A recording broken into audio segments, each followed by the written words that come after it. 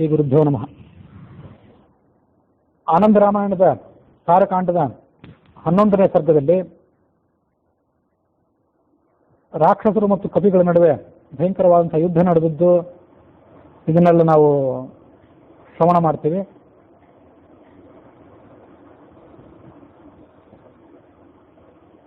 ನಲ ಧೂಮ್ರಾಕ್ಷ ಅನ್ನೋ ರಾಕ್ಷಸನನ್ನು ಕೊಂದ, ಮಾರುತಿ ವಜ್ರದಂಶನನ್ನು ಸಂಹರಿಸಿದ, ನರಾಂತಕನನ್ನ ತಾರೇಯ ಅಂದರೆ ತಾರಾದೇವಿಯ ಮಗನಾದ ಅಂಗದ ವಧೆ ಮಾಡಿದ, ಸುಷೇಣ ಮಹೋದರನನ್ನು ವಧೆ ಮಾಡಿದ, ಚತುರ್ಥಾಂಶಾವಶೇಷೇಣ ನಿಹತಂ ರಾಕ್ಷಸಂ ಬಲಂ. ರಾಕ್ಷಸರ ಸೈನ್ಯ ಮುಕ್ಕಾಲು ಭಾಗದಷ್ಟು ನಾಶವಾಗಿತ್ತು, 75% ನಾಶ ಆಗಿತ್ತು. ಕೇವಲ ಒಂದು ಭಾಗ ಮಾತ್ರ ಉಳಿದುಕೊಂಡಿತ್ತು. ಅಂಗದ ಮೊದಲಾದವರು ತಮ್ಮ ಪರಾಕ್ರಮವನ್ನು ಮೆರೆದು ರಾಮನ ಬಳಿಗೆ ಬಂದು ಆತನಿಗೆ ನಮಸ್ಕಾರ ಮಾಡಿದರು. ಈ ಕಡೆ ಇಂದ್ರಜಿತ್ ತನ್ನ ಪರಾಕ್ರಮವನ್ನು ಏನು ತೋರಿಸಿದ್ನಲ್ಲ, ಅದನ್ನು ಈಗಾಗಲೇ ವಾಲ್ಮೀಕಿ ರಾಮಾಯಣದಲ್ಲಿ ನೋಡಿದ್ವಿ. ಅದನ್ನು ಇನ್ನೊಂದ್ಸರಿ ಆನಂದ ರಾಮಾಯಣಕ್ಕೆ ಅನುಸಾರ ಶ್ರವಣ ಮಾಡಬೇಕು. ಮೇಘನಾದ ಅಂದರೆ ಇಂದ್ರಜಿತ್ ಕೋಪಪೂರಿತನಾದ ಈ ರಾಮ ಲಕ್ಷ್ಮಣ ಇವರೆಲ್ಲರ ಮೇಲೆ ಒಂದು ಸರ್ಪಾಸ್ತ್ರವನ್ನು ಪ್ರಯೋಗ ಮಾಡಿದ, ನಾಗಪಾಶವನ್ನು ಪ್ರಯೋಗ ಮಾಡಿದ. ಸರ್ಪಗಳು ಬಾಣಗಳ ರೂಪದಲ್ಲಿ ಬಂದು ಈ ರಾಮ ಲಕ್ಷ್ಮಣ ಇವರನ್ನೆಲ್ಲರನ್ನು ಮುಚ್ಚಿ ಹಾಕಿದವು. ಸರ್ಪಾಸ್ತ್ರಾದ್ ವ್ಯಾಕುಲಂ ರಾಮಂ ಚಕಾರ ಬಂಧು ವಾನರೇಹಿ. ರಾಮ ಲಕ್ಷ್ಮಣ ಮತ್ತು ಇಡೀ ಕಪಿ ಸೈನ್ಯ ಇದೆಲ್ಲವೂ ಕೂಡ ಸರ್ಪಾಸ್ತ್ರದಿಂದ ಬಂಧಿತವಾಗಿ ಸಂಕಟಗ್ರಸ್ತವಾಯಿತು. ಆಗ ರಾಮ ಗರುಡನನ್ನು ನೆನಪು ಮಾಡಿಕೊಂಡ. ಗರುಡ ಅಲ್ಲಿಗೆ ಧಾವಿಸಿ ಬಂದ. ಅವನು ಆ ಸರ್ಪಾಸ್ತ್ರವನ್ನು ನಿವಾರಣೆ ಮಾಡಿದ. ಹಿಂದೆ ಎಲ್ಲ ದೇವತೆಗಳು ರಾಮಾಯಣದ ಕಾಲದಲ್ಲಿ ಹುಟ್ಟಿ ಬಂದಿದ್ರಲ್ಲ, ಆಗ ಗರುಡನು ಕೇಳಿದ್ದಂತೆ ರಾಮನನ್ನು, ನಾನು ಯಾವ ಸೇವೆ ಮಾಡಬೇಕು, ಯಾವ ಅವತಾರ ಮಾಡಬೇಕಂತ. ಆಗ ನಿನಗೆ ಅವತಾರ ಇಲ್ಲ, ಆದ್ದರಿಂದ ನೀನು ಒಂದು ನಿರ್ದಿಷ್ಟವಾದ ರೂಪದಿಂದ ಈ ಭೂಲೋಕಕ್ಕೆ ಬಂದು ನನ್ನ ಸೇವೆ ಮಾಡಲಿಕ್ಕೆ ಸಾಧ್ಯವಿಲ್ಲ. ಆದರೆ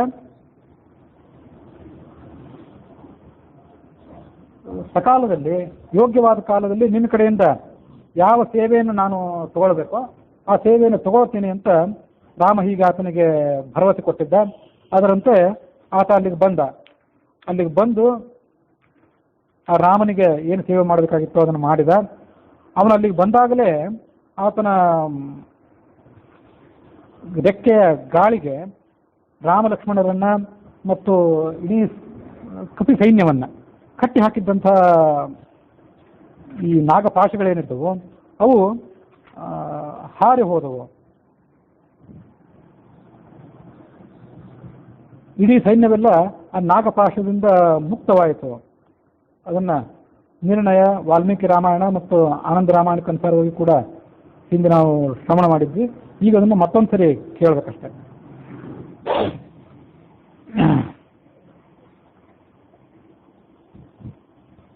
ಪುರಾ ಅವತಾರಾಯ ಯದಾಸ ವಿಷ್ಣು ದಿದೇಶ ಸರ್ವಾನ್ ತಥೈವ ಮಮಾಪಿ ಸೇವಾ ಭವತಾ ಪ್ರಯೋಜ್ಯ. ನನ್ನ ಸೇವೆಯನ್ನು ನೀನು ಸ್ವೀಕಾರ ಮಾಡಬೇಕು ಅಂತ ಗರುಡ ಕೇಳಿದ. ತಮಾಹ ವಿಷ್ಣು, ಆಗ ವಿಷ್ಣು ಅವನಿಗೆ ಹೇಳಿದ, ನೀನು ಭೂಮಿಯಲ್ಲಿ ಅವತಾರ ಎತ್ತಬೇಡ. ನ ಭೂಮಿ ಪ್ರಜಾತಿ ಮುಪೈಹಿ ಸೇವಾಂ ತವ ಅನ್ಯಥಾಹಂ. ಪ್ರತ್ಯೇಕವಾಗಿ ಬೇರೆ ಯಾವುದಾದ್ರೂ ರೀತಿಯಲ್ಲಿ ನೀನು ಸೇವೆ ತಗೋತೀನಿ ಅಂತ ಹೇಳಿದ. ಅದ್ರ ಮೂಲಕ ನಿನಗೆ ಸೇವೆ ಮಾಡಿದಂಥ ಕೀರ್ತಿ ಅಂತ ಒಂದು ಪುಣ್ಯ ಎರಡೂ ಬರುವಂತೆ ಮಾಡ್ತೇನೆ. ಇಂದ್ರಜಿತ್ನಿಗೆ ಶಿವನ ವರ ಇತ್ತು. ಆ ವರದ ಮೂಲಕವಾಗಿ ಆತ ಕಪಿಗಳನ್ನ ಮತ್ತು ಲಕ್ಷ್ಮಣನನ್ನ ಸಮೇತರನ್ನಾಗಿ ಎಲ್ಲರನ್ನು ಕೂಡ ಬಂಧನಕ್ಕೆ ಒಳಪಡಿಸಿಬಿಟ್ಟಿದ್ದ. ನಾಗಪಾಶ ಬಂಧನ ಆಗಿದ್ದೇನಿದೆ ಈ ರಾಮಾಯಣಗಳಲ್ಲಿ ಒಂದು 3-4 ಬಾರಿ ಬರೋದಿದೆ. ಆ ಪಾಶದಿಂದ ಯಾರ್ಯಾರು ಬಂಧಿತರಾಗಿದ್ರು, ಯಾರ್ಯಾರು ಸಂಕಟಗ್ರಸ್ತರಾಗಿದ್ರು ಅಂತ ಅನ್ನೋದು ಒಂದೊಂದು ಗ್ರಂಥದಲ್ಲಿ ಒಂದೊಂದು ರೀತಿ, ಎಲ್ಲಾದ್ರೂ ಏಕರೂಪತೆ ಇಲ್ಲ. ತಾತ್ಪರ್ಯ ನಿರ್ಣಯಕ್ಕೆ ಅನುಸಾರವಾಗಿ ಆ ನಾಗಪಾಶದ ಬಂಧನ ಆದಾಗ ರಾಮ ಲಕ್ಷ್ಮಣ ಇವರಿಬ್ಬರೇ ಬಂಧನಕ್ಕೊಳಗಾಗಿದ್ರು. ಗರುಡ ಅವರನ್ನ ಬಿಡಿಸಿದ ಅಂತ ತಾತ್ಪರ್ಯ ನಿರ್ಣಯಕ್ಕೆ ಅನುಸಾರ. ಇನ್ನು ಕೆಲವು ಕಡೆ ಬಂದಂತೆ ರಾಮ ಲಕ್ಷ್ಮಣರು, ಕಪಿ ಸೈನ್ಯ ಇವೆಲ್ಲವೂ ಕೂಡ ಆ ನಾಗಪಾಶದಿಂದ ಪೀಡಿತ ಆಗಿತ್ತು.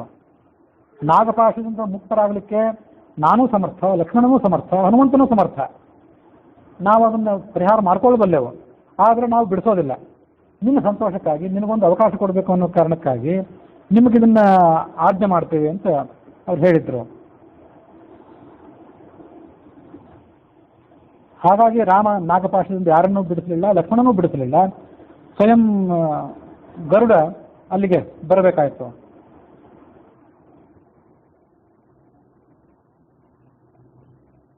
ಅಥೋ ನಿಬದ್ಧಾಶು ಹರೀನ್ ಸಲಕ್ಷ್ಮಣಾನ್ ಜಗಾಮ ರಕ್ಷಸ್ವಪಿ ಪುಸ್ತಕಾಶಂ ನನಂದ ಚಾಸೌ ಪಿಶಿತಾಶನೇಶ್ವರ ಶಶಂಸ ಪುತ್ರಂ ಚ ಕೃತಾತ್ಮ ಕಾರ್ಯಂ. ಇಂದ್ರಜಿತ್ ಎಲ್ಲ ಕಪಿಗಳನ್ನ ಮತ್ತು ರಾಮನನ್ನ ನಾಗಪಾಶದಿಂದ ಬಂಧಿತರನ್ನಾಗಿ ಮಾಡಿ ಹೊರಟೋಗ್ಬಿಟ್ಟಿದ್ದ. ಗರುಡ ಅವರನ್ನು ಬಂದು ಬಿಡಿಸಿದ.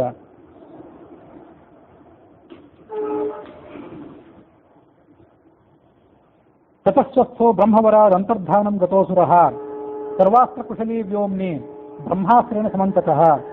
ಗರುಡ ಬಂದು ನಾಗಪಾಶವನ್ನು ಬಿಡಿಸಿದ ಮೇಲೆ ಈ ಇಂದ್ರಜಿತ್ ಮುಂದೇನು ಹೆಜ್ಜೆಯನ್ನು ತೆಗೆದುಕೊಂಡ ಅಂತಂದ್ರೆ ಅವನು ಅದೃಶ್ಯನಾಗಿಬಿಟ್ಟ. ಬ್ರಹ್ಮನ ವರದಿಂದ ಅದೃಶ್ಯನಾಗಿ ಆಕಾಶದಲ್ಲಿ ನಿಂತ್ಕೊಂಡು ಬ್ರಹ್ಮಾಸ್ತ್ರವನ್ನು ಪ್ರಯೋಗ ಮಾಡಿದ ಇವರೆಲ್ಲರ ಮೇಲೆ. ವವರ್ಷ ಶರಜಾರಾಣಿ ಬ್ರಹ್ಮಾಸ್ತ್ರಂ ಮಾನಯಂ ಸದಾ. ಆಗ ರಾಮ, ಲಕ್ಷ್ಮಣ ಮತ್ತೆ ಕಪಿಗಳು ಎಲ್ಲರೂ ಕೂಡ ಮತ್ತೆ ಸಂಕಟಗ್ರಸ್ತರಾದರು ಆ ಬ್ರಹ್ಮಾಸ್ತ್ರದ ಪ್ರಭಾವದಿಂದ. ಬ್ರಹ್ಮಾಸ್ತ್ರಂ ಮಾನಯನ್, ಚತುರ್ಮುಖ ಬ್ರಹ್ಮನ ಅಸ್ತ್ರ ಏನಿದೆ ಅದಕ್ಕೆ ಗೌರವ ತೋರಿಸಬೇಕು ಅನ್ನೋ ಕಾರಣಕ್ಕಾಗಿ ರಾಮನು ಕೂಡ ಅದಕ್ಕೆ ವಶೀಭೂತನಾದಂತ ತೋರಿಸ್ಕೊಂಡ. ಸ್ವಲ್ಪ ಹೊತ್ತಾದ್ಮೇಲೆ ರಾಮ ಚೇತರಿಸ್ಕೊಂಡು ದದರ್ಶ ಪತಿತಂ ಬಲಂ, ಸುತ್ತಮುತ್ತಲಿದ್ದಂಥ ಸೈನ್ಯವನ್ನು ನೋಡಿದ, ಅದೆಲ್ಲ ಧರಾಶಾಹಿಯಾಗಿತ್ತು.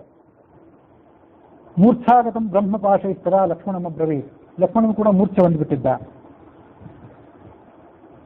ಆ ಲಕ್ಷ್ಮಣ ಚೇತರಿಸ್ಕೊಂಡ ಮೇಲೆ ರಾಮನ ಅವನಿಗೆ ಹೇಳಿದ, ಬಿಲ್ಲು ಬಾಣಗಳನ್ನು ತೆಗೆದುಕೊಂಡು ಬಾ, ನಾನು ಒಂದು ಬ್ರಹ್ಮಾಸ್ತ್ರವನ್ನು ಪ್ರಯೋಗ ಮಾಡ್ತೇನೆ, ಈ ಎಲ್ಲ ರಾಕ್ಷಸರನ್ನ ಕ್ಷಣಕಾಲದಲ್ಲಿ ಭಸ್ಮ ಮಾಡಿಬಿಡ್ತೇನೆ ಅಂತ ರಾಮ ಉದ್ಯುಕ್ತನಾಗಿದ್ದನ್ನು ನೋಡಿ ಇಂದ್ರಜಿತ್ ಹೆದರಿ ಓಡಿ ಹೋದ.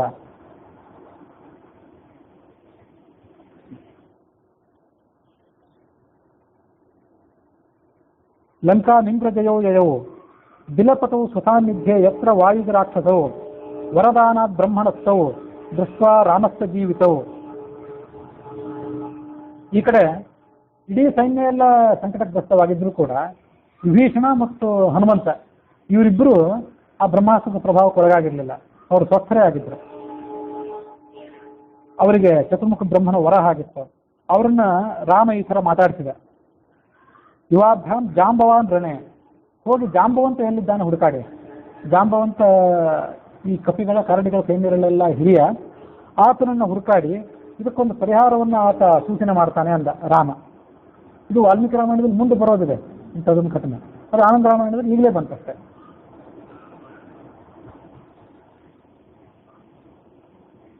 ಆತ ಜಾಂಬವಂತ ಇನ್ನೂ ಸತ್ತಿಲ್ಲದೆ ಇದ್ರೆ, ಆತನಿಗೇನು ತೊಂದರೆ ಆಗಿಲ್ಲದೆ ಇದ್ರೆ, ನಾನು ಹೇಳಿ ಕಳಿಸಿದ ಮಾತನ್ನು ನೀವು ಅವನಿಗೆ ಹೇಳಬೇಕು. ಉಪಾಯಂ ಚಿಂತೆಯ, ಏನಾದರೂ ಒಂದು ಉಪಾಯವನ್ನ ಕಂಡು ಹಿಡಿ ಅಂತ. ಅದನ್ನು ಕೇಳಿ ವಿಭೀಷಣ ಮತ್ತು ಹನುಮಂತ ಇಬ್ರು ಅರ್ಧರಾತ್ರಿಯಲ್ಲಿ ಜಾಂಬವಂತನನ್ನು ಹುಡುಕಾಡಿಕೊಂಡು ಎಲ್ಲ ಕಡೆ ಸಂಚಾರ ಮಾಡಿದರು. ಉಲ್ಮೂಕ ಹಸ್ತವು, ಕೈಯಲ್ಲಿ ಜೀವಟಿಗೆಗಳನ್ನ ಕೊಳ್ಳಿಗಳನ್ನು ಹಿಡಿದಿದ್ರು, ಎಲ್ಲ ಕಡೆ ಹುಡುಕಾಡಿದ್ರು. ಅವ ಜಾಂಬವಂತ ಎಲ್ಲೋ ಒಂದ್ ಕಡೆ ಬಿದ್ದಿದ್ದ, ಪ್ರಹಾರ ಸ್ವೀಕಾರ ಮಾಡ್ಕೊಂಡು ಬಿದ್ದಿದ್ದ, ಸತ್ತಿರಲಿಲ್ಲ. ಆಗ ಅವನಿಗೆ ಚೇತರಿಸ್ಕೊಂಡಿದ್ದ. ಆತನ ನೋಡಿ ರಾಮ ಹೇಳಿದ ಮಾತನ್ನು ಅವನಿಗೆ ಹೇಳಿದ್ರು, ಎಲ್ಲ ಕಪಿಗಳ ಉದ್ಧಾರಕ್ಕಾಗಿ ಏನಾದರೂ ಒಂದು ಉಪಾಯವನ್ನು ಕಂಡು ಹಿಡಿ. ಆಗ ಜಾಂಬವಾನ್ ಏನು ಹೇಳಿದ, ಬಹಳ ಸಂತೋಷಗೊಂಡ ಅವನು. ನಿಮೀರಿ ತಕ್ಷಣ ಕಣ್ಣು ಮುಚ್ಕೊಂಡಿತ್ತು, ಕಣ್ಣು ತರಲಿಕ್ಕೆ ಆಗಿರಲಿಲ್ಲ ಅವನಿಗೆ. ಆಯ್ತು, ನೀವಿಬ್ರು ಯಾರು ಅಂತ ಕೇಳಿದ ಮೊದಲು. ಇವ್ರು ಯಾರು ಗುರುತು ಹಿಡಿಲಿಕ್ಕೆ ಅಸಾಮರ್ಥ್ಯ ಬಂದಿತ್ತು, ನೀವಿಬ್ರು ಯಾರು, ಮತ್ತು ಹನುಮಂತ ಬದುಕಿದ್ದಾನೋ ಇಲ್ಲೋ ಅದನ್ನು ನೋಡಿ ಮೊದಲು. ಓದೋರು ಬದುಕಿದ್ದಾರೋ ಅಥವಾ ಸತ್ತಿದ್ದಾರೋ ಅನ್ನೋ ಮುಖ್ಯ ಅಲ್ಲ, ಹನುಮಂತ ಬದುಕಿದ್ದಾನೋ ಇಲ್ಲೋ ನೋಡಿ. ಆತ ಬದುಕಿದ್ರೆ ಜೀವಿತಸ್ಥರಿಗೆ ಜೀವೈಷ್ಯತೆ ವಾನರ, ಆತ ಒಬ್ಬ ಬದುಕಿದ್ರೆ ಉಳಿದವರನ್ನು ಬದುಕಿಸ್ತಾನೆ. ಆಗ ವಿಭೀಷಣ ಕೇಳಿದ, ಅದೇನು ಎಲ್ಲ ಅಂಗದ, ನೀಲ, ನಲ, ಸುಷೇಣ ಇವರನ್ನೆಲ್ಲ ಬಿಟ್ಟು ಹನುಮಂತನನ್ನೇ ಕೇಳ್ತಿದ್ಯಲ್ಲ. ತ್ಯಕ್ವಾ ಅಂಗದಾಧಿಕಾನ್ ಪೃಚ್ಛತೆ ಅಧ್ಯ ಕಥಂ ವಾಯುಪುತ್ರ, ವಾಯುಪುತ್ರನ ಬಗ್ಗೆ ಯಾಕೆ ಪ್ರಶ್ನೆ ಮಾಡ್ತಿದ್ದೆ. ಆಗ ಈಗ ಜಾಂಬವಂತ ಹೇಳಿದ, ರುದ್ರಾವತಾರ ಸಂಜ್ಞೆ. ಹನುಮಂತ ಅಂದ್ರೆ ಸಾಮಾನ್ಯ ಅಲ್ಲ, ರುದ್ರನ ಅವತಾರ ಭೂತನಾದವನು, ಪರಮಾತ್ಮನ ಅಂಶ ಸಂಭೂತನಾದವನು. ಅದನ್ನ ಸಂದರ್ಭಕ್ಕೆ ತಕ್ಕಂತ ಹೊಂದಿಸ್ಕೊಳ್ಬೇಕು. ಅಂಶ ಅಂದ್ರೆ ಪರಮಾತ್ಮನ ವಿಶೇಷ ಸಾನ್ನಿಧ್ಯ ಇದ್ದವನು ಅಂತ ತಿಳ್ಕೊಳ್ಬೇಕು. ನಜ್ಞೇಯ ಕಪಿರೇ ಮಾತ್ರ, ಸುಮ್ಮನೆ ಸಾಧಾರಣ ಕಪಿ, ಗಿಡದ ಮೇಲೆ ಹಾರಾಡುವಂಥ ಕಪಿ ಅಂತ ತಿಳ್ಕೋಬೇಡಿ ಹನುಮಂತನನ್ನ, ರುದ್ರಾಂಶ ಸಂಭೂತನಾದವನು ಅವನು. ಹಾಗಾಗಿ ಅವನು ಬದುಕಿದ್ದಾನೋ ಇಲ್ಲೋ ನೋಡಿ ಅಂತ ಈ ಜಾಂಬವಂತ ಅವರಿಬ್ಬರಿಗೆ ಹೇಳಿದ. ಅವರಿಬ್ರು ಯಾರಂತ ಅವನಿಗೆ ಗೊತ್ತಿರಲಿಲ್ಲ. ತದಾ ಪ್ರತಿ ಜಾಂಬವಂತಂ ನತ್ಪಾಸ ವಾಯುನಂದನ, ಅಲ್ಲಿ ತನಕ ಹನುಮಂತ ಸುಮ್ಮನೆ ಇದ್ದ, ಅಲ್ಲಿ ಎದುರುಗೇ ಇದ್ದವನಾದ್ರು. ಆ ಜಾಂಬವಂತನಿಗೆ ನಮಸ್ಕಾರ ಮಾಡಿದ ಹನುಮಂತ. ನಮಸ್ಕಾರ ಮಾಡಿ ಹೇಳಿದ, ಯಾವ ವಾಯುನ ಪುತ್ರನ ಬಗ್ಗೆ ನೀನು ಕೇಳ್ತಿದ್ದೀಯಲ್ಲ, ಆ ವಾಯುಪುತ್ರ ನಾನು ಇವತ್ತು ಬದುಕಿದ್ದೇನೆ, ನಿನ್ನ ಎದುರಿಗೆ ಇದ್ದೇನೆ ಅಂತ ಹೇಳಿದ. ನಮ್ಮ ಜೊತೆಗಿರೋರು ಯಾರು ಅಂದರೆ ವಿಭೀಷಣ ಅಂತ ಹೇಳಿದ. ಜಾಂಬವಂತನಿಗೆ ಬಹಳ ಸಂತೋಷ ಆಯಿತು. ಮಾರುತಿಗೆ ಹೇಳಿದ, ಕೂಡಲೇ ಕ್ಷೀರ ಸಮುದ್ರಕ್ಕೆ ಹೋಗು. ಕ್ಷೀರ ಸಮುದ್ರದ ತೀರದಲ್ಲಿ ದ್ರೋಣಾದ್ರಿ ಅಂತ ಇದೆ, ದ್ರೋಣ ಪರ್ವತ ಅಂತ ಇದೆ. ಇಂಥದೇ ಘಟನೆ ಮುಂದೆ ವಾಲ್ಮೀಕಿ ರಾಮಾಯಣದಲ್ಲೂ ಬರ್ತದೆ. ಆದರೆ ಅಲ್ಲಿ ಬರೋ ರೀತಿ ಒಂದು ಸ್ವಲ್ಪ ವ್ಯತ್ಯಾಸ ಅಷ್ಟೇ. ದ್ರೋಣಾದ್ರಿ ಅಂತ ಇಲ್ಲಿ ಬಂತು, ಅಲ್ಲಿ ಸಂಜೀವನ ಪರ್ವತ, ಗಂಧಮಾದನ ಪರ್ವತ ಅಂತ ತಾತ್ಪರ್ಯ ನಿರ್ಣಯದಲ್ಲಿದೆ. ಇಲ್ಲಿ ಅದನ್ನ ದ್ರೋಣಾದ್ರಿ ಅಂತ ಹೇಳ್ತಾರೆ. ದ್ರೋಣ ಪರ್ವತ ಅಂತ ಇದೆ. ಆ ದ್ರೋಣ ಪರ್ವತವನ್ನು ಹೋಗಿ ತೆಗೆದುಕೊಂಡು ಬಾ. ವಾಲ್ಮೀಕಿ ರಾಮಾಯಣದಲ್ಲಿ ಬಂದಂತ ಅದನ್ನು ಕೈಲಾಸ ಪರ್ವತ ಅಂತ ಹೇಳ್ತಾರೆ. ಅದೇ ಅದರೊಳಗೆ ಇರುವಂಥ ಔಷಧಗಳೇನಿತ್ತಲ್ಲ ಅದಕ್ಕೆ ಸಂಜೀವಿನಿ ಔಷಧಗಳು ಅಂತ ಹೆಸರು. ಅಂಥ ದಿವ್ಯ ಔಷಧಗಳಿದ್ದು ಪ್ರಯುಕ್ತ ಅದಕ್ಕೆ ಸಂಜೀವಿನಿ ಪರ್ವತ ಅಂತ ಹೆಸರು. ವಾಸ್ತವಿಕವಾಗಿ ಸಂಜೀವನ ಪರ್ವತ ಅಂತಲೇ ಒಂದು ಪರ್ವತ ಇರಲಿಲ್ಲ. ನಿರ್ಣಯದಲ್ಲಿ ಅದನ್ನು ಗಂಧಮಾದನ ಪರ್ವತ ಅಂತ ಹೇಳ್ತಾರೆ. ವಾಲ್ಮೀಕಿ ರಾಮಾಯಣದಲ್ಲಿ ಕೈಲಾಸ ಪರ್ವತ ಅಂತ ಹೇಳ್ತಾರೆ. ಆನಂದ ರಾಮಾಯಣದಲ್ಲಿ ಅದನ್ನು ದ್ರೋಣ ಪರ್ವತ ಅಂತ ಹೇಳ್ತಾರೆ. ಅಂತೂ ಸ್ವಲ್ಪ ಬೇರೆ ಬೇರೆ ಜಾಗದಲ್ಲಿ ಇದ್ದದ್ದು. ಕೈಲಾಸ ಅಂದರೆ ಉತ್ತರ ದಿಕ್ಕಿನಲ್ಲಿರಬೇಕು, ಗಂಧಮಾದನ ಅಂದ್ರೂ ಉತ್ತರ ದಿಕ್ಕಿನಲ್ಲೇ ಇರಬೇಕು. ಕ್ಷೀರ ಸಮುದ್ರದಲ್ಲಿ ಇದ್ದದ್ದು ಪರ್ವತ ಅಂದ್ರೆ ಇದೆಲ್ಲ ಸ್ವಲ್ಪ ಬೇರೆ ಕಡೆ ಇದ್ದಿರಬೇಕು. ಆಗ್ಲಿ ಅಂತ ಹೇಳಿದ ಅವನು ಹನುಮಂತ, ತಂದೆ ಬಿಡ್ತಾನೆ ಆ ದ್ರೋಣ ಪರ್ವತವನ್ನು ಅಂತ ಹೇಳಿ ಆ ದ್ರೋಣ ಪರ್ವತದ ಕಡೆ ಹಾರಿದ. ಅದಕ್ಕೆ ಗಂಧರ್ವರ ಬಲವಾದ ಕಾವಲಿತ್ತು. ಆ ಪರ್ವತವನ್ನು ತರೋದು ಹೋಗಲಿ, ಆ ಪರ್ವತವೇ ಮೊದಲು ಕಣ್ಣಿಗೆ ಕಾಣುವಂತಿರಲಿಲ್ಲ. ಅಂಥ ಮಹಿಮೆ ಇತ್ತು ಅದಕ್ಕೆ. ಈತ ಏನ್ ಮಾಡ್ಬೇಕಾಯ್ತು ಅಂತಂದ್ರೆ, ಅಲ್ಲಿ ಸಮೀಪ ಕಾಮಧೇನು ಇತ್ತು. ಕಾಮಧೇನು ತನ್ನ ಬೆವರ ಶರೀರದಲ್ಲಿದ್ದಂಥ ಬೆವರನ್ನ ಈ ಹನುಮಂತನಿಗೆ ಕೊಟ್ಟಿತ್ತು. ಹನುಮಂತ ಅದನ್ನು ತನ್ನ ಕಣ್ಣಿಗೆ ಹಚ್ಕೊಂಡ. ಆ ಮೂಲಕವಾಗಿ ಅದರ ಮಹಿಮೆಯಿಂದ ಅವನಿಗೆ ಆ ದ್ರೋಣ ಪರ್ವತ ಕಂಡಿತಂತೆ. ಕಾಮಧೇನ್ವ ಸ್ವೀಯ ಘರ್ಮ ನೇತ್ರ ಲೇಪ ಪ್ರದರ್ಶಿತಂ, ಅದರ ಮೂಲಕವಾಗಿ ಹನುಮಂತನಿಗೆ ಆ ಪರ್ವತ ಕಂಡಿತು. ಆ ಪರ್ವತವನ್ನು ಇಡೀ ಕಿತ್ತಿ ಅದನ್ನು ಹೂವಿನಂತೆ ಎತ್ಕೊಂಡು ಬಂದ. ಪರ್ವತೋದ್ಭವ ವಲ್ಲೀನಾಂ ಅವಘ್ರಾಯಾಮೃತೋದ್ಭವಂ ಸುಗಂಧಂ ಜೀವಯಿಷ್ಯಂತಿ ರಾಕ್ಷಸಾಶ್ಚೇತಿ ಶಂಕಯ. ಆ ಪರ್ವತವನ್ನು ತಗೊಂಡು ಬಂದಾಗ ಆ ಪರ್ವತದಲ್ಲಿ ಏನು ಗಿಡಮೂಲಿಕೆಗಳಿರ್ತಲ್ಲ ಅದರ ಸುಗಂಧವನ್ನು ಆಘ್ರಾಣಿಸಿ ಕಪಿಗಳು ಮತ್ತು ರಾಕ್ಷಸರು ಎಲ್ಲರೂ ಕೂಡ ಸತ್ತೋಗಿ ಬಿಡುವಂಥ ಪ್ರಸಂಗ, ಎಲ್ಲರೂ ಕೂಡ ಎಚ್ಚೆತ್ತು ಬಿಡುವಂಥ ಪ್ರಸಂಗ ಇತ್ತು. ಬರೀ ಕಪಿಗಳು ಮಾತ್ರ ಯಾಕೆ ಹೇಳ್ತಾರೆ, ಅದು ರಾಕ್ಷಸರು ಸತ್ತು ಬಿದ್ದಿದ್ರಲ್ಲ. ಹಾಗಾಗಿ ಹನುಮಂತ ಕಷ್ಟಪಟ್ಟು ಅಥವಾ ಅನಾಯಾಸವಾಗಿ ತಂದಿದ್ದ ಪರ್ವತದ ಮಹಿಮೆಯಿಂದ ರಾಕ್ಷಸರು ಎದ್ದು ಬಿಡ್ತಾರೆ, ಹನುಮಂತ ಮತ್ತು ಕಪಿಗಳು ಕೂಡ ಎದ್ದು ಬಿಡ್ತಾರೆ ಅನ್ನುವಂಥ ಒಂದು ಅಪಾಯದ ಪ್ರಸಂಗ ಇತ್ತು. ಅದಕ್ಕಾಗಿ ಸಾಕ್ಷಿ ವಿಭೀಷಣವು ಇನ್ನೂ ಅಲ್ಲಿ ಗರುಡ ಇದ್ದ ಅಥವಾ ಮತ್ತೆ ಬಂದಿದ್ದ. ಆ ಗರುಡ ಮತ್ತು ವಿಭೀಷಣ ಕೂಡಿ ಏನು ಮಾಡಿದ್ರು ಅಂದರೆ, ಆ ಎಲ್ಲ ಸತ್ತು ಹೋದಂಥ ರಾಕ್ಷಸರ ಶವಗಳನ್ನೆಲ್ಲ ಸಮುದ್ರದಲ್ಲಿ ಹಾಕಿಬಿಟ್ರು. ಆ ಸಮುದ್ರದಲ್ಲಿ ಬಿದ್ದ ಪ್ರಯುಕ್ತವಾಗಿ ಆ ಶವಗಳಿಗೆ ಈ ಸುಗಂಧವನ್ನು ಅಗ್ರಾಣಿಸುವಂಥ ಪ್ರಸಂಗ ಬರಬಾರದು. ಅದು ಗಿಡಮೂಲಿಕೆಗಳನ್ನು ತರ್ತಾರಲ್ಲ, ಅದು ಎರಡು ರೀತಿಯಾಗಿ ಅದರಿಂದ ಉಪಯೋಗ ಇದೆ. ಅದನ್ನ ಮುಂದೆ ವಾಲ್ಮೀಕಿ ರಾಮಾಯಣದಲ್ಲಿ ನೋಡ್ತೇವೆ ನಾವು. ಒಂದು, ಆ ದೂರದಿಂದ ಅದನ್ನು ತಂದಾಗಲೇ ಆ ಗಿಡಮೂಲಿಕೆಗಳ ಸುಗಂಧವನ್ನು ಆಘ್ರಾಣಿಸಿದ್ರ ಮೂಲಕವಾಗಿ ಕಪಿಗಳೆಲ್ಲ ಎದ್ದರು. ಎರಡನೇ ಬಾರಿ ಅದನ್ನು ತರ್ತಾನೆ ಹನುಮಂತ. ಆಗ ತಂದಾಗ ಅದನ್ನು ಅರೆದು ಅದರ ಔಷಧವನ್ನು ಲಕ್ಷ್ಮಣನಿಗೆ ಕುಡಿಸಿದ್ರು ಅಂತ ಇನ್ನೊಂದು ಸರಿ ಬರ್ತದೆ. ಅಂತೂ ಒಟ್ಟಾರೆ ಎರಡು ಸರಿ ತಂದದ್ದು ಘಟನೆ ಇದೆ. ಏನೇ ಆಗಲಿ, ಸುಗಂಧವನ್ನು ಆಘ್ರಾಣಿಸಿದ ಮಾತ್ರಕ್ಕೆ ಕಪಿಗಳೆಲ್ಲ ಹೇಳೋದಾದ್ರೆ ರಾಕ್ಷಸರು ಎದ್ದಾರಲ್ಲ, ಅದಕ್ಕಾಗಿ ರಾಕ್ಷಸರನ್ನ ಗರುಡ ಮತ್ತು ವಿಭೀಷಣರು ತೆಗೆದುಕೊಂಡು ಹೋಗಿ ಸಮುದ್ರದಲ್ಲಿ ಹಾಕಿಬಿಟ್ಟಿದ್ರು ಅಂತ ಆನಂದ ರಾಮಾಯಣ.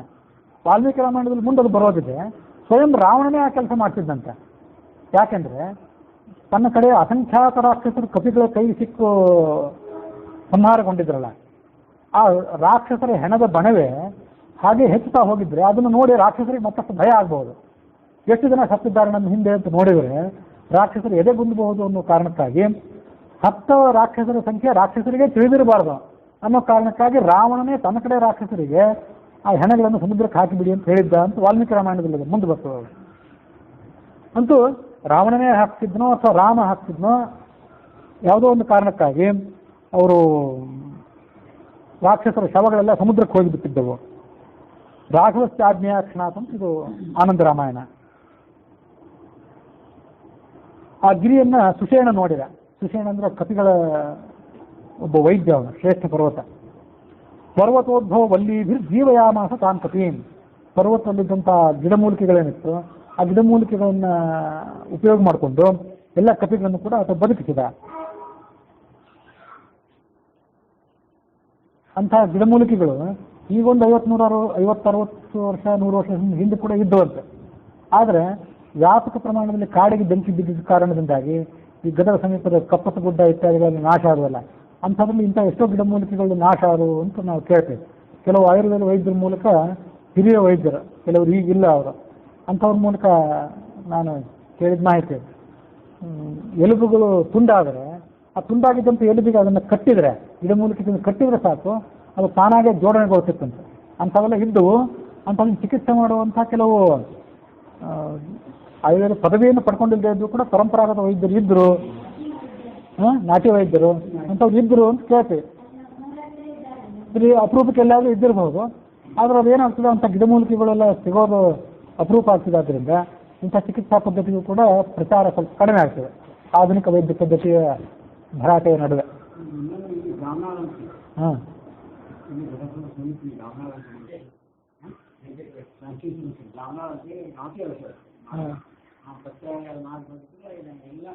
ಗುಣ ಆಗ್ತದೆ.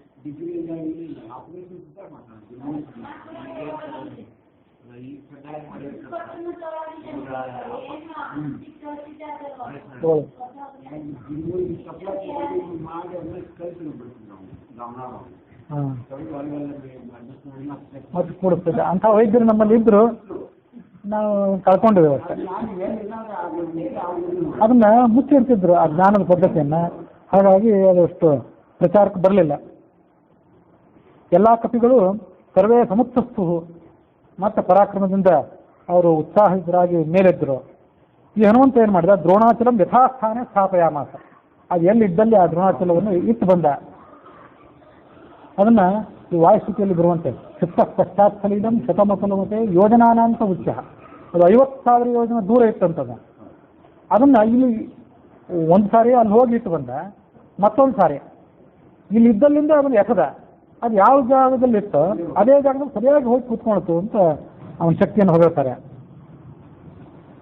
ಅವನು ಹೇಗೆ ಅದನ್ನು ಮಾತಲ್ಲಿ ಇಟ್ಟು ಬಂದ ಅಂತಂದ್ರೆ, ಈ ಬಾರಿ ಅವನಿಗೆ ಸ್ವಯಂ ಕುಬೇರ, ಉತ್ತರ ದಿಕ್ಕಿನ ಅಧಿಪತಿಯಾದಂಥ ಕುಬೇರ ಒಂದು ದಿವ್ಯ ಜಲವನ್ನು ಈ ಹನುಮಂತನಿಗೆ ಕೊಟ್ಟಿದ್ದ.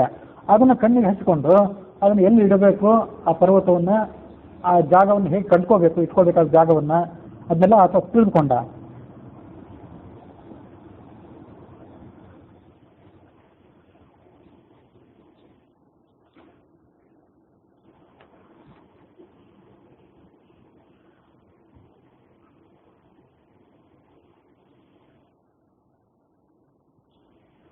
ಅದಾದ್ಮೇಲೆ ರಾವಣ ತನ್ನ ಮಂತ್ರಿಗಳನ್ನ ಈ ಕಪಿ ಸೈನ್ಯದ ಮೇಲೆ ದಂಡೆತ್ತಿ ಹೋಗಿ ಅಂತ ಕೊಟ್ಟು ಕಳಿಸಿದ. ಅತಿನಾದ, ಪ್ರಹಸ್ತ, ಮಹಾನಾದ, ದರಿಮುಖ, ದೇವಶತ್ರು ಮತ್ತು ನಿಕುಂಭ, ಹೀಗೆ ನಾನಾ ಥರದ ಹೆಸರಿನವರು. ಕುಂಭ ನಿಕುಂಭ ಇವರಿಬ್ಬರು ಕುಂಭಕರ್ಣನ ಮಕ್ಕಳು. ಇವರನ್ನೆಲ್ಲ ರಾವಣ ಅಲ್ಲಿ ಕಳಿಸಿದ ಯುದ್ಧಕ್ಕಾಗಿ. ಅವರೆಲ್ಲ ಕಪಿ ಸೈನ್ಯದ ಮೇಲೆ ದಂಡೆತ್ತಿ ಬಂದರು. ಕುಂಭ ಜಾಂಬವಂತನ ಕಡೆಯಿಂದ ಹತ್ಯೆಗೊಳಗಾದ. ಈ ಘಟನಾವಳಿಗಳೇನಿದೆ, ಕುಂಭ ನಿಕುಂಭರು ಸತ್ಯದ ಯಾವಾಗ ಅನ್ನೋದು ವಾಲ್ಮೀಕಿ ರಾಮಾಯಣದಲ್ಲಿ ಒಂದು ರೀತಿ, ಆಮೇಲೆ ತಾತ್ಪರ್ಯ ನಿರ್ಣಯದಲ್ಲಿ ಒಂದು ರೀತಿ, ಕಾಲಕ್ರಮ ವ್ಯತ್ಯಾಸ ಇದೆ ಅಂತ ಈಗಿಲ್ಲ ಆನಂದ ರಾಮಾಯಣದಲ್ಲಿ ಇಲ್ಲಿ ಬಂತಾದ್ರಿಂದ ಅದನ್ನ ಈಗಲೇ ಹೇಳ್ತಾನೆ ಅಷ್ಟೆ. ಕುಂಭ ನಿಕುಂಭರಲ್ಲಿ ನಿಕುಂಭನೇ ತಮ್ಮ ಆದ್ರೂ ಕೂಡ ಹೆಚ್ಚು ಬಲಿಷ್ಠನಾಗಿದ್ದ ಅಂತ ಮುಂದೊಂದು ಕಡೆ ತಾತ್ಪರ್ಯ ನಿರ್ಣಯದಲ್ಲಿ ಮಾಹಿತಿ ನಾವು ನೋಡ್ತೇವೆ. ಕುಂಭ ಜಾಂಬವಂತನಿಂದ ಹತ್ಯೆಗೊಳಗಾದ, ನಿಕುಂಭ ಅಂಗದನಿಂದ ಹತ್ಯೆಗೊಳಗಾದ. ಇದನ್ನೆಲ್ಲ ಕೇಳಿದ ರಾವಣ. ಕೇಳಿ ಅತಿಕಾಯ ಅಂತ ತನ್ನ ಮಗ ಏನಿದ್ದ ಅವನನ್ನೇ ಯುದ್ಧಕ್ಕೆ ಕಳಿಸಿದ. ಅವನು ಲಕ್ಷ್ಮಣನ ಜೊತೆಗೆ ಭಯಂಕರವಾದ ಯುದ್ಧ ಮಾಡಿದ. ಲಕ್ಷ್ಮಣ ಅವನ ಜೊತೆಗೆ ಯುದ್ಧ ಮಾಡಿ ಅವನ ತಲೆಯನ್ನು ಕತ್ತರಿಸಿ ಆ ತಲೆಯನ್ನು ಲಂಕಾನಗರದಲ್ಲಿ ತೆಗೆದುಕೊಂಡು ಹೋಗಿ ಬೀಳಿಸಿದ. ಲಂಕಾಯಾಂ ತತ್ಸಿರೋ ಮಹತ. ಅದಾದ್ಮೇಲೆ ಸ್ವಯಂ ರಾವಣ ಯುದ್ಧಕ್ಕಾಗಿ ಬಂದ. ತನ್ನ ಸುತ್ತಮುತ್ತಲು ದೊಡ್ಡದೊಂದು ಪರಿವಾರವನ್ನು ಕಟ್ಟಿಕೊಂಡು ಅವನು ಯುದ್ಧಕ್ಕೆ ಬಂದ. ಆ ಕಡೆ ಕಪಿ ಸೈನ್ಯದಲ್ಲಿ ವಿಭೀಷಣನನ್ನು ನೋಡಿದ. ವಿಭೀಷಣನನ್ನು ನೋಡಿದಾಗ ರಾವಣನಿಗೆ ಕೋಪ ಉಕ್ಕೇ ಇರುತ್ತೆ. ಆ ವಿಭೀಷಣನ ಮೇಲೆ ಶಕ್ತ್ಯಾಯುಧ ಅಂತ ಬಲವಾದ ಆಯುಧ ಅವನ ಕೈಯಲ್ಲಿದ್ದು, ಅದು ರಾವಣನಿಗೆ ಅವನ ಮಾವ ಹೆಂಡತಿ ಆಪ್ತ ಕೊಟ್ಟದ್ದು, ವಿವಾಹದಲ್ಲಿ ವರದಕ್ಷಿಣೆ ಅಂತ ಕೊಟ್ಟದ್ದು. ಅದನ್ನ ಈ ವಿಭೀಷಣನ ಮೇಲೆ ಪ್ರಯೋಗ ಮಾಡಿದ. ಜಯಾವಗ್ರೇಸ ಲಕ್ಷ್ಮಣ, ಆ ವಿಭೀಷಣನಿಗೆ ಹಾನಿ ಮಾಡಿತ್ತು ಅಂತ ಲಕ್ಷ್ಮಣ ಮುಂದೆ ಹೋಗ್ಬಿಟ್ಟ. ಅದಕ್ಕೆ ತನ್ನ ಎದೆಯನ್ನು ಒಡ್ಡಿದ. ಲಕ್ಷ್ಮಣ ಆ ಶಕ್ತ್ಯಾಯುಧದಿಂದ ತಾಡಿತನಾಗಿ ಮೂರ್ಛೆ ಹೋಗಿ ಬಿದ್ದು ಬಿಟ್ಟ. ಈಗ ಆ ಲಕ್ಷ್ಮಣನನ್ನ ಎತ್ಕೊಂಡು ಹೋಗಬೇಕು ಅಂತ ರಾವಣ ಪ್ರಯತ್ನ ಮಾಡಿದ. ಅದನ್ನು ವಾಲ್ಮೀಕಿ ರಾಮಾಯಣದಲ್ಲಿ ಹಿಂದೆ ಹೇಳಿದ್ದೆ, ಅದು ಆನಂದ ರಾಮಾಯಣದಲ್ಲಿ ಇಲ್ಲಿ ಬಂದಿತ್ತಷ್ಟೇ. ನ ಚಚಾಲ, ಆದರೆ ಲಕ್ಷ್ಮಣ ಮಾತ್ರ ಅಲಗಾಡಲಿಲ್ಲ. ಲಕ್ಷ್ಮಣ ಅಂದ್ರೆ ಶೇಷನ ಅವತಾರವನು, ಅವನು 1000 ತಲೆಗಳಿದೆ ಅವನಿಗೆ. ಆ 1000 ಹೆಡೆಗಳ ಮೇಲೆ ಒಂದು ಹೆಡೆಯ ಮೇಲೆ ಇಡೀ ಭೂಮಂಡಲ ಒಂದು ಸಾಸಿವೆ ಕಾಳಿನಂತೆ ನಿಂತಿದೆ ಅಂತೆಲ್ಲ ನಾವು ಅದನ್ನು ಹಿಂದೆ ನೋಡಿದ್ವಿ. ಆಗ ಆ ಭೂಮಂಡಲ ಅಲಗಾಡ್ತು ಹೊರತು ಶೇಷ ಅಲಗಾಡಲಿಲ್ಲ ಅಂತ ಆ ಕಥೆಯನ್ನು ನಾವು ನೋಡಿದ್ವಿ.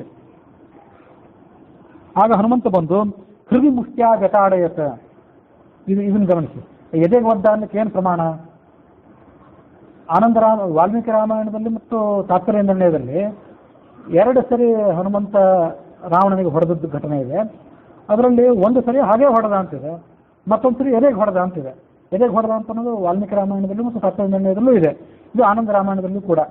ಹೃದಯ ಮುಷ್ಟ್ಯಾ ವ್ಯತಾಡಯತ, ರಾವಣ ಆ ಏಟನ್ನು ತಿಂದು ಸಪಾತ ರುಧಿರಂ ವಮನ್, ರಕ್ತವನ್ನು ಕಾರಿ ಕೆಳಗೆ ಬಿದ್ದ.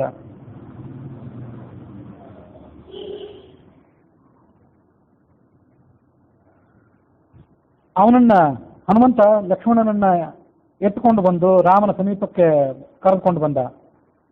ಈ ಕಡೆ ರಾಮ ಆ ಲಕ್ಷ್ಮಣನಿಗಾದ ದುಸ್ಥಿತಿಯನ್ನು ನೋಡಿ ಶೋಕ ಪಡ್ತಿದ್ದಾಗ ರಾವಣ ರಥವನ್ನೇರಿ ಹನುಮಂತನ ಮೇಲೆ ಬಾಣ ಪ್ರಯೋಗ ಮಾಡಿದ. ಆಗ ರಾಮ ಆ ರಾವಣನನ್ನು ಎದುರಿಸಿ ಅವನ ರಥ, ಕುದುರೆ, ಸಾರಥಿ ಇವನ್ನೆಲ್ಲವನ್ನು ಕೂಡ ಧ್ವಂಸ ಮಾಡಿದ. ಛತ್ರ, ಪತಾಕ ಇದನ್ನೆಲ್ಲವನ್ನು ಧ್ವಂಸ ಮಾಡಿದ. ಒಂದು ಅರ್ಧಚಂದ್ರಾಕಾರದ ಬಾಣ ಪ್ರಯೋಗ ಮಾಡಿ ಆತನ ತಲೆಯ ಮೇಲಿದ್ದಂಥ ಕಿರೀಟವನ್ನು ಕೂಡ ಧರೆಗೆ ಉರುಳಿಸಿದ. ಆ ರಾವಣ ವ್ಯಾಕುಲನಾಗಿದ್ದಾಗ ಗಚ್ಚಾದ್ಯ ಲಂಕಾನಗರಕ್ಕೆ ಹೊರಟೋಗು, ನಾಳೆ ಮತ್ತೆ ಬಾ, ನನ್ನ ಪರಾಕ್ರಮವನ್ನು ನೋಡು. ಹೀಗೆ ರಾಮ ಆತನನ್ನು ಮೂದಲಿಸಿದಾಗ ಅವನು ತಲೆ ತಗ್ಗಿಸಿಕೊಂಡು ಲಂಕಾನಗರಕ್ಕೆ ಹೊರಟೋದ. ರಾಮ ಲಕ್ಷ್ಮಣ ಮೂರ್ಛೆ ಹೋಗಿದ್ದನ್ನು ನೋಡಿ ಮತ್ತೊಮ್ಮೆ ಹನುಮಂತನಿಗೆ ಹೇಳಿದ, ದ್ರೋಣಾಚಲವನ್ನು ಇನ್ನೊಮ್ಮೆ ತಗೊಂಡು ಬಾ ಅಂತ. ಈ ದ್ರೋಣ ಆ ಕೈಲಾಸ ಪರ್ವತ, ಸಂಜೀವನ ಪರ್ವತವನ್ನು ಇನ್ನೊಮ್ಮೆ ತಗೊಂಡದ್ದು ಬಂದ ಘಟನೆ ಏನಿದೆ, ಇದು ವಾಲ್ಮೀಕಿ ರಾಮಾಯಣದಲ್ಲಿ ರಾಮರಾವಣರ ಅಂತಿಮ ಯುದ್ಧದ ಸಂದರ್ಭದಲ್ಲಿ. ಆದ್ರೆ ಇಲ್ಲಿ ಇದು ಈಗಲೇ ಬಂತಷ್ಟೇ. ಹೀಗೆ ಒಂದೊಂದು ಕಡೆ ಘಟನೆ ಒಂದು ಸಂದರ್ಭದಲ್ಲಿ ಬರ್ತದಷ್ಟೇ.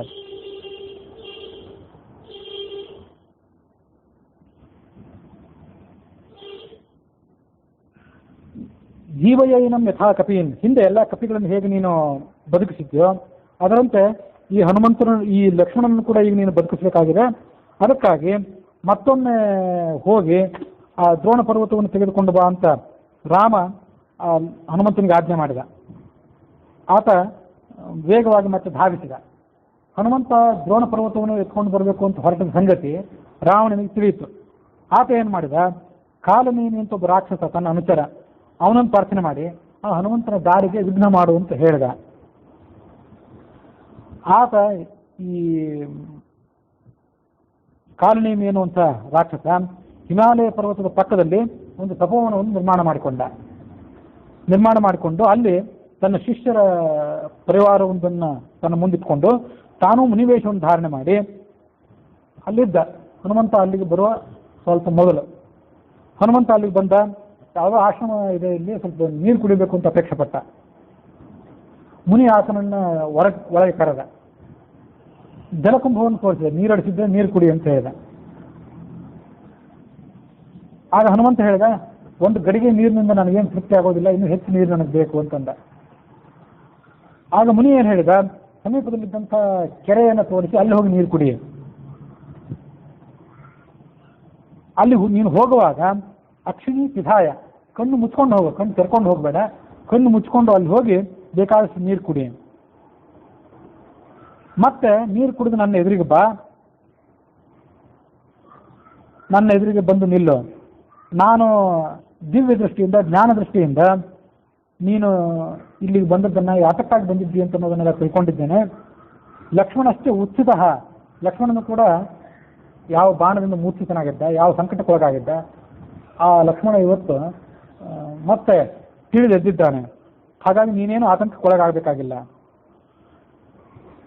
ಎಲ್ಲ ಕಪಿಗಳನ್ನು ನೀನು ಬದುಕಿಸಬೇಕಾಗಿದೆ.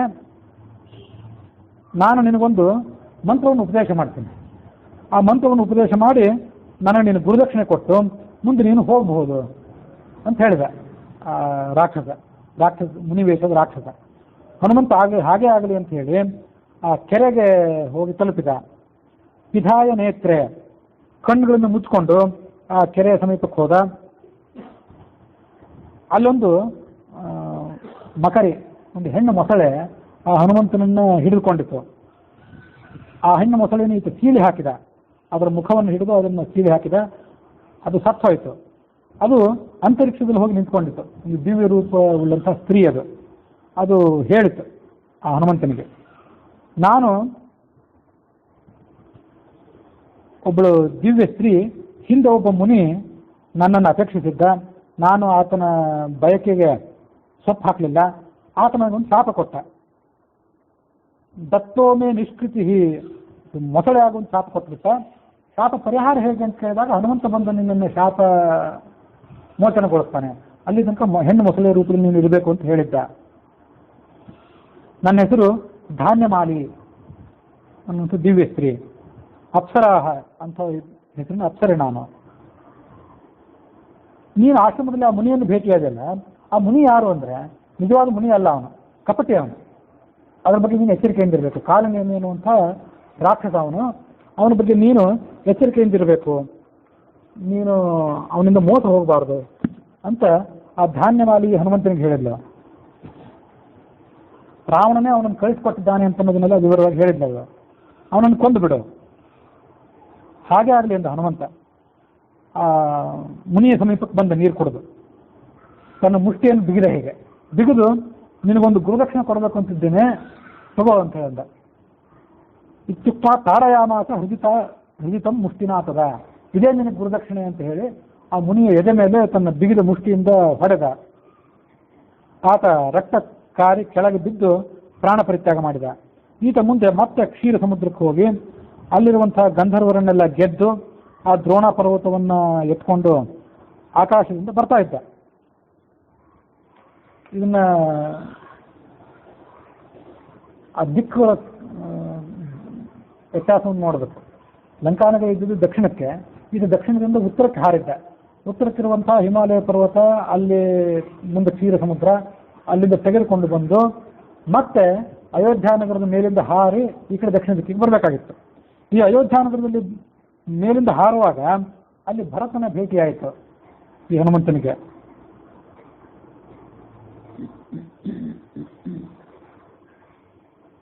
ವಿಹಾಯಸ ಅತಿವೇಗೇನ ಲಂಕಾಂ ತಾವಚ್ಚ ವೈ ಪಥಿ ಭರತೇನ ಶರಂ ಮುಕ್ತ ಪರ್ವತೋ ಭೂಮಿನ ಪಾತಿತಃ. ಆ ಭರತ ಇದ್ಯಾವುದೋ ಆಕಾಶದಲ್ಲಿ ಒಂದು ವಿಚಿತ್ರವಾದ ಪ್ರಾಣಿ ಹಾರ್ತಾ ಇದೆಯಲ್ಲ ಅಂತ ತಿಳ್ಕೊಂಡು ಒಂದು ಬಾಣ ಪ್ರಯೋಗ ಮಾಡಿ ಆ ಹನುಮಂತನ ಕೈಯಲ್ಲಿ ಪರ್ವತವನ್ನು ಕೆಳಗೆ ಬೀಳಿಸಿಬಿಟ್ಟ. ಭರತ ಕೆಳಗಿಳಿದು ನೋಡಿದರೆ ರಾಮನಂತೆ ಇರುವಂಥ ಇನ್ನೊಬ್ಬ ವ್ಯಕ್ತಿಯವನು. ಅಂತ ಮಂದಿ ಅಷ್ಟೊಂದು ಸಾದೃಶ್ಯ ಇತ್ತು. ರಾಮನೇ ಅಂತ ತಿಳ್ಕೊಂಡ. ಆದರೆ ರಾಮ ಇಲ್ಲಿಗೆ ಬಂದ ಯಾಕೆ, ಮತ್ತು ನನ್ನಲ್ಲಿ ಬಾಣ ಪ್ರಯೋಗ ಯಾಕೆ ಮಾಡಿದ, ಇದು ಹನುಮಂತನಿಗೆ ತಿಳಿಲಿಲ್ಲ. ಮಧುರವಾಗಿ ಮಾತಾಡ್ತಿದ್ದ, ಇಲ್ಲಿ ಯಾಕೆ ಬಂದೆ, ರಾವಣನ ನೀನು ಗೆದ್ದಾಯ್ತೋ ಹೇಗೆ, ಗೆದ್ದು ಸೀತೆಯನ್ನು ಕರ್ಕೊಂಡು ಅಯೋಧ್ಯಾನಗರಕ್ಕೆ ಬಂದಿಯೋ ಹೇಗೆ ಅಂತ ಕೇಳಿದ.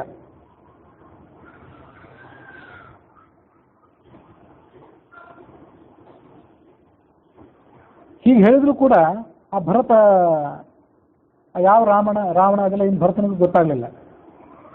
ಸೀತಾಪಹರಣ ಆಗಿದ್ದು, ಯುದ್ಧ ನಡೆದಿದ್ದೆಲ್ಲ ಭರತನಿಗೆ ವಿವರವಾದ ಸಂಗತಿಗಳೇನು ಗೊತ್ತಿರ್ಲಿಕ್ಕಿಲ್ಲ ಅಂತ ಕಾಣಿಸ್ತದೆ.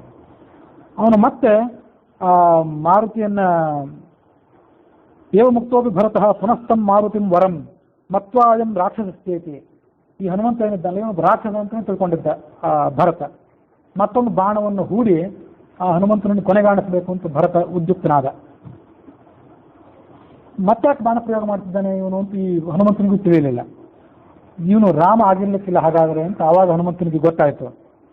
ಹೃದಯದ ಮಂದಿರದಲ್ಲಿ ನೋಡಿದ, ರಾಮ ಅಲ್ಲಿದ್ದಾನೆ, ಇವನು ರಾಮನ ಸಹೋದರ ಅಂತ ಅವನಿಗೆ ತಿಳಿಯಿತು. ನಾನು ರಾಮದೂತ ಅಂತ ಹೇಳಿದ ಹನುಮಂತ. ಆವಾಗ ರಾಮದೂತೋ ಅದ್ಯಮೇಯ ಫಲಂ ಪಶ್ಯತಿ, ನಾನು ರಾಮದೂತ, ಅವನ ಕಾರ್ಯಕ್ಕಾಗಿ ಇದರ ಸಂಚಾರ ಮಾಡ್ತಿದ್ದೇನೆ, ನನ್ನ ಬಾಣ ನೀನು, ನನ್ನ ಬಲವನ್ನು ಬೇಕಾದ್ರೆ ನೀನು ಗಮನಿಸಿ ನೋಡಬಹುದು. ಆವಾಗ ಭರತ ಕೇಳಿದ, ನಮ್ಮ ಅಣ್ಣ ರಾಮ ನಿಮ್ಮೆಲ್ಲರ ಸ್ನೇಹವನ್ನು ಹೇಗೆ ಸಂಪಾದಿಸಿಕೊಂಡ? ನೀನೊಬ್ಬ ಕಪಿ, ನಿಮ್ಮ ಸ್ನೇಹ ನಮ್ಮ ಅಣ್ಣ ರಾಮನಿಗೆ ಆಯ್ತು ಹೇಗೆ? ಅದನ್ನೆಲ್ಲ ವಿವರವಾಗಿ ಹೇಳು. ದಂಡಕಾರಣ್ಯದಲ್ಲಿ ಇದ್ದಾನಲ್ಲ ನಮ್ಮ ಅಣ್ಣ ಅಂತ ಕೇಳಿದ ಅವನು ಭರತ, ಅಷ್ಟೇ ಗೊತ್ತಿತ್ತು ಅವನಿಗೆ. ಆಗ ಹನುಮಂತ ನಡೆದಂಥ ಎಲ್ಲಾ ಘಟನೆಗಳನ್ನು ವಿಸ್ತಾರವಾಗಿ ಹೇಳಿದ. ಹನುಮಂತ ಮತ್ತೆ ಆ ಪರ್ವತವನ್ನು ಎತ್ಕೊಂಡ. ಭರತ ಆ ಪರ್ವತವನ್ನು ಹನುಮಂತನ ಸುಪರ್ದಿಗೆ ಒಪ್ಪಿಸಿದ. ಆ ಪರ್ವತವನ್ನು ಆತ ಎತ್ಕೊಂಡು ಬಂದ. ಲಂಕಾಂ ಗತ್ವ, ಅಲ್ಲಿದ್ದಂಥ ಬಳ್ಳಿಗಳ ಮೂಲಕ ಆ ಹನುಮಂತನನ್ನ, ಮೂರ್ಛವಾದಂಥ ಹನುಮಂತನನ್ನ, ಕಪಿಗಳನ್ನ ಎಲ್ಲರನ್ನು ಕೂಡ ಬದುಕಿಸಿದ. ಮತ್ತು ಭರತನ ಜೊತೆಗೆ ತನ್ನ ಸಮಾಗಮ ಆದಂಥ ಘಟನೆ ಇತ್ತು, ಅದನ್ನು ರಾಮನಿಗೆ ವಿಸ್ತಾರವಾಗಿ ಹೇಳಿದ. ಹಿಂದಿನಂತೆ ಆ ದ್ರೋಣ ಅಚಲ ಎಲ್ಲಿತ್ತು ಅದನ್ನ ಅಲ್ಲೇ ಪ್ರತಿಷ್ಠಾಪನೆ ಮಾಡಿ ಬಂದ. ಮರಳಿ ಬರುವಾಗ ಮತ್ತೆ ಭರತನನ್ನು ಭೇಟಿಯಾಗಿ ಲಕ್ಷ್ಮಣನಿಗೆ ಹೀಗೆ ತೊಂದರೆ ಆಗಿತ್ತು, ಆದಂಥ ತೊಂದರೆಗೆ ಪರಿಹಾರ ಆಗಿದೆ ಅಂತ ಭರತನಿಗೆ ವಿಸ್ತಾರವಾಗಿ ಹೇಳಿದ. ಯಾವ ಆಕಾಶ ಮಾರ್ಗಣ ಮತ್ತೆ ಮುಂದೆ ಹನುಮಂತ ಹೊರಟೋಗ್ಬಿಟ್ಟ. ಈ ಕಡೆ ಭರತ ತನ್ನ ಸಾಮಂತರನ್ನ, ತನ್ನ ಆಪ್ತೇಷ್ಟರನ್ನ, ರಾಜರನ್ನೆಲ್ಲ ಕರೆಸಿದ ಅಯೋಧ್ಯೆಗೆ. ಸಹಾಯಾರ್ಥಂ ರಾಘವಸ್ಯ, ರಾಮ ಹೀಗೆ ಆಪತ್ತಿಗೆ ಸಿಲುಕಿದ್ದಾನಂತೆ, ಅವನ ಆಪತ್ತಿನ ಪರಿಹಾರಕ್ಕಾಗಿ ನಾವೆಲ್ಲ ದಂಡಕ್ಕೆ ಹೋಗೋಣ, ನಮ್ಮ ಚತುರಂಗ ಬಲ ಸಿದ್ಧವಾಗಲಿ ಅಂತ ಹೀಗೆ ಭರತ ಚತುರಂಗ ಬಲವನ್ನ ಸಿದ್ಧ ಮಾಡಿದ ಮತ್ತು ಹೊರಡಬೇಕು ಅಂತ ಮನಸ್ಸು ಮಾಡಿದ. ಇನ್ನು ಹೊರಟಿರಲಿಲ್ಲ, ಹೊರಡಬೇಕು ಅಂತ ಮನಸ್ಸು ಮಾಡಿದ ಅನ್ನುವಲ್ಲಿಗೆ ಇವತ್ತಿನ ಕಥೆ ಸಮಾಪ್ತ ಆಗಿದೆ.